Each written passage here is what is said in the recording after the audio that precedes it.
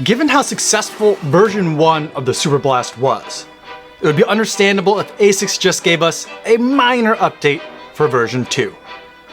But ASICS went a bit further than just changing the upper. They updated the outsole, the turbo foam, and the Blast Plus foam. But are all these changes for the better? Or did ASICS fix what wasn't broken? It's time to lace up the Superblast 2 and take it for a run.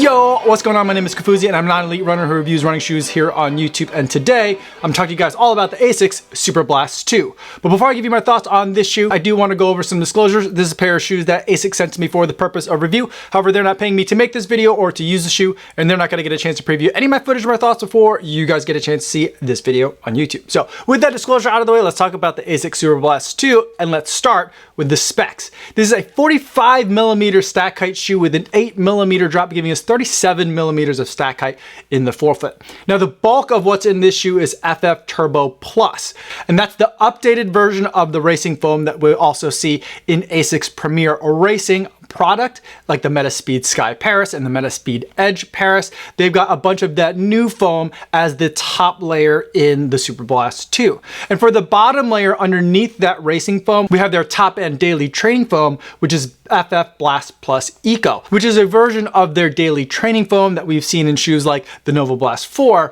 And the benefit of this is that it has 24% recycled bio-based content. Now there's no carbon plate or any sort of shank that stabilizes any of this shoe, just like they had it set up for last year. Moving to the outsole, while I feel like the overall footprint of the shoe stays pretty much the same, there are some slight changes to the way that the rubber is laid out on the outsole. They're also changing up the composition this year, giving us ASICS grip. We also have a little bit more rubber placement where we do have rubber on this outsole as well. So I think that's going to help for those of you who are looking for increased durability to go along with that extra grip. And the other main thing that I think is going to make a lot of people happy who ran the Superblast 1 is that they've changed the design of the midsole foam that is exposed here on the bottom portion of the shoe. So you're not going to get any pebbles stuck in the crevices of the shoe like we did last year.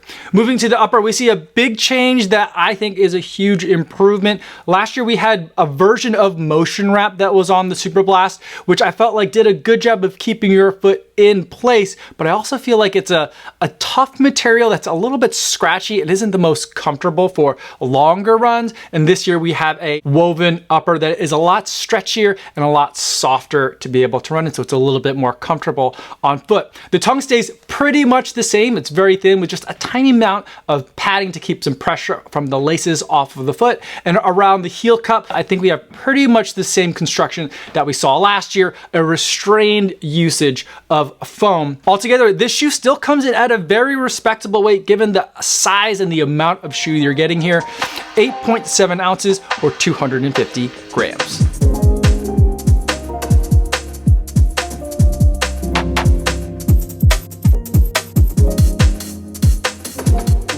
Now that we've gone over the paper specs, let's talk about what it was like to actually run in the shoe. It's still a fun, fast, long run shoe, something that you could put on for that long run, especially if your long run has some workout miles put in there. When I'm cruising in this shoe at marathon pace or right around that pace, or even slower, anything between easy and moderate, I feel like this shoe is an absolute dream to run in.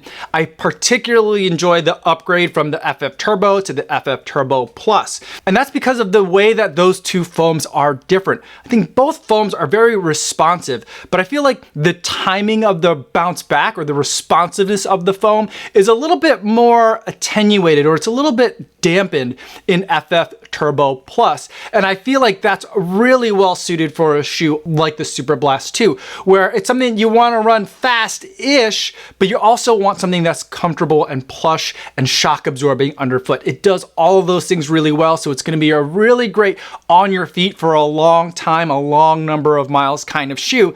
And even if you do want to pick up the pace, anything up to marathon effort pace right around that range is going to be a real dream to run in because of the way that this foam, I feel like it compresses and decompresses perfectly for that level of effort. Now, underneath all that FF Turbo Plus, instead of having a carbon fiber plate to press up against, the FF Turbo Plus foam presses up against FF Blast Plus Eco, so more of a daily training foam. And I feel like the other thing that that does is it further kind of like tunes the compression and decompression speed of this foam, so that way it's really well suited for longer miles, and it's especially good this year compared to last year at very easy miles. Now, I know a lot of you guys have been using your Superblast version 1 as your max cushion, just long, slow distance, easy day kind of shoe.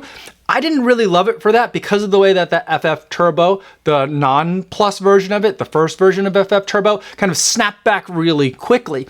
But I feel like this year with the FF Turbo Plus and with the FF Blast Plus Eco, I'm starting to feel like at very easy paces, the Superblast 2 feels a lot like a really nice Nimbus, and I'm enjoying it even at very, very easy paces, all the way up to marathon pace. So the shoe's got quite a bit of range.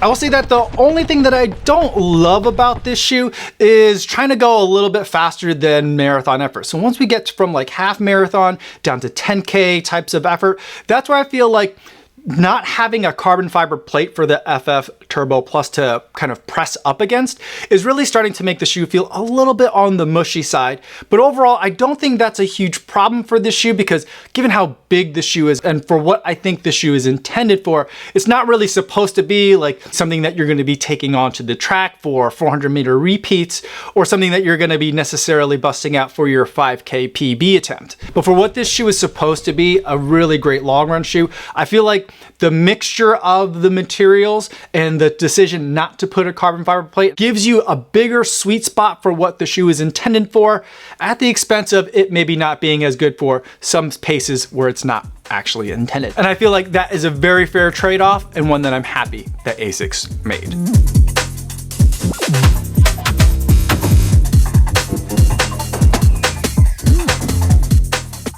Now, before we wrap up this video, let's talk about where I think the Superblast 2 fits within the broader ASICS lineup.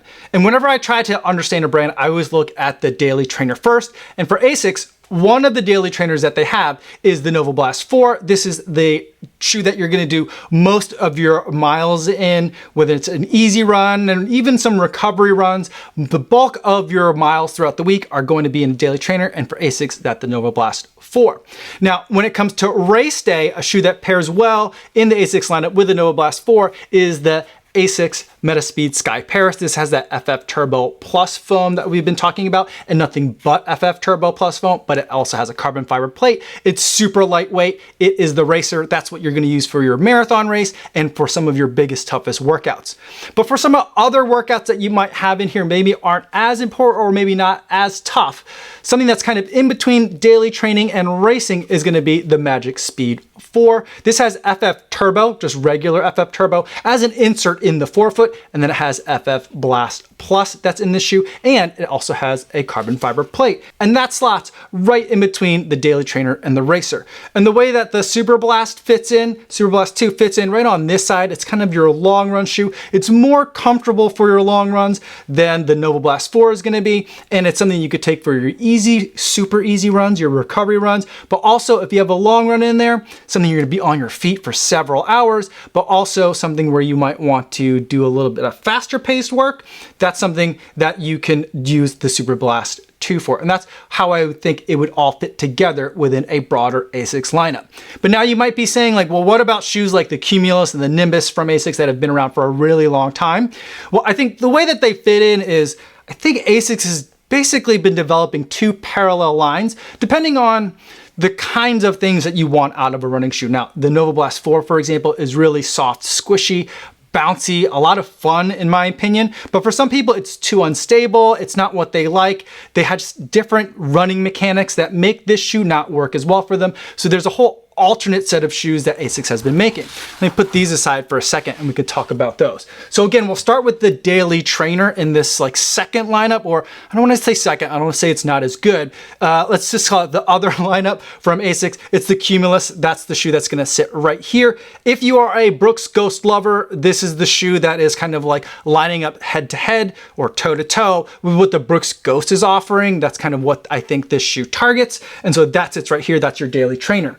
If you like the Cumulus as your daily trainer, then I think the racing shoe that you're going to prefer more than the Sky Paris is going to be the Metaspeed Edge Paris, and that'll go here. For your workouts, you could still use the Magic Speed 4. I think that will work for you as well. But I also think last year's Magic Speed 3 and the way that it was kind of designed and tweaked might be a little bit of a better match for you. And then for your long run shoe, or this is more of a max cushion shoe in the traditional sense where it's more for like low and slow and recovery run running, that's going to be where the Nimbus comes in. And so this is kind of like an alternate set of shoes that you might look at depending on what your preferences is for your daily trainer.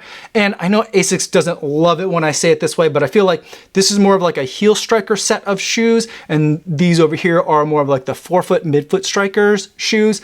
Now, to make things a little bit more complicated, I think that there are some shoes from this set that I like. Like I love the Nimbus. I actually like Nimbus 25 a little bit more than the Nimbus 26, but this is a shoe that I might kind of slot in between some of the shoes over here, so you can kind of mix and match it. It's not hard and fast rules, and I'm probably also going to ruffle some feathers with the way I've laid these shoes out, but this is kind of the way that I understand the broader ASICS line and where the Superblast 2 might fit in.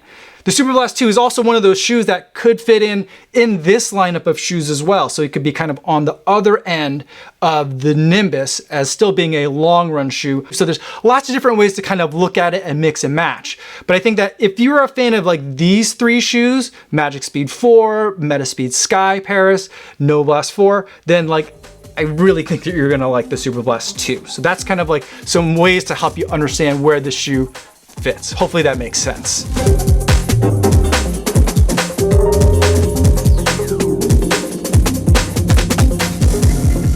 Now let's talk about the buying guide and some alternatives you might want to consider. Superblast 2 comes out July 5th, although pre-orders have been live for a little while, so hopefully there's still some units left in your size, and it's gonna retail for $200.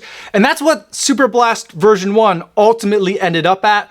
I wish that Superblast 1 could have been $5 to $10 cheaper, and I think I'm gonna say the same thing for Superblast 2. Ultimately, $200 is probably fair, but if it could come down a little bit more, it would make me happier. Let's take a look at some of the competition to help you guys kind of figure out where I'm getting that information from. The first shoe that I want to compare it to is going to be the Mizuno Neo Vista. Now this is a really unusual shoe, very different for Mizuno. It's a super squishy shoe that I think is intended to be used very similarly how the Superblast 2 is intended to be used. As that long run shoe that you could use for some faster paces, but also as a very comfortable recovery day and long slow distance type of shoe. It's got a full knit upper, which I absolutely love and think is amazing, but it does have a substantial glass fiber reinforced nylon plate in here, which I think makes the shoe very hard for me to run in. Now, I'm not saying they should have gotten rid of it because the foam that's in the shoe is super, super squishy and it'd be basically unrunnable without some sort of other stabilizing element. But this is a shoe that for some of you has been working out really well, and I feel like if you're looking at the Superblast or Superblast-like shoe, it's worth considering whether your gait and foot strike will line up well with what the Mizuno Neo Vista is offering, and that shoe comes in at $180. And then the other shoe that I'll compare the Superblast 2 against is a shoe that I compared Superblast 1 against, but I don't think this shoe has been updated yet, and that's from the shoe, it's just the Invincible 3. This is a shoe full of ZoomX foam and nothing else. It's got a really wide footprint to kind of help stabilize all of the otherwise squishy foam. And I secretly suspect that the ZoomX that's in this shoe is going to be very different than the ZoomX you're going to see in, say, the Alpha Fly or in the Vaporfly 3, again, to make it more suitable for being a long run shoe that you can maybe take for some easy recovery runs, but also you're gonna use it primarily for that long run, especially if it's got some faster miles in it. This shoe still retails at $180 as well. And so that's why I feel like if the Superblast 2 could get closer to the $180 price point, that would make it the absolute king of this segment of long run shoe. But even at $200, I feel like a lot of you guys are gonna pick it up, and it's still gonna be a shoe that I'm gonna recommend for a lot of you guys as well, because I think you guys are going to love it. So those are my thoughts on the ASICS Superblast 2. Let me know in the comments if you have any other questions, or better yet, stop by the live stream that I'm doing Mondays and Thursdays over on the Kofuzi Run Club channel. I'd love to talk to you guys over there in the chat. That's all for today, everybody. Thanks so much for making it all the way to the end of this video. Hopefully you guys are staying safe out there on your runs, and I will see you in the next one. Yo, what's going on?